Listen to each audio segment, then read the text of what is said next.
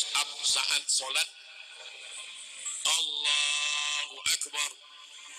Wal maghdubi alaihim waladdallin. Amin.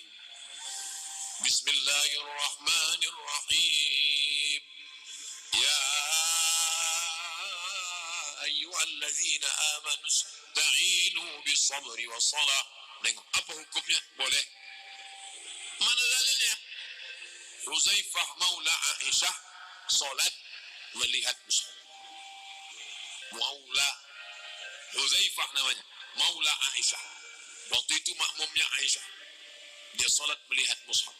Boleh. Melihat lembaran.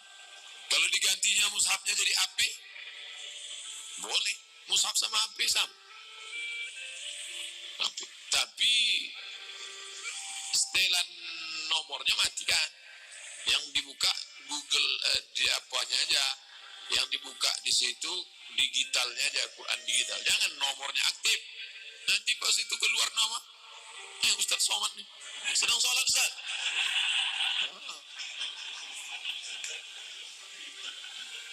Jangan. Boleh pegang. Hadis riwayat Aisyah maula Huzaifah.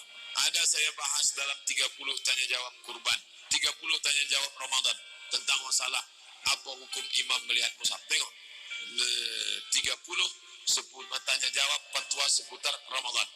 PDF gratis di internet ada. Salat wajib.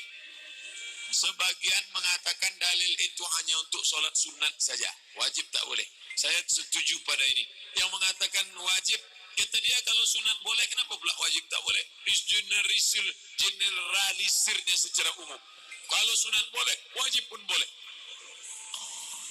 Itu yang kemarin beredar video sholat wajib pun ada. Oh enggak, saya pakai yang sunat.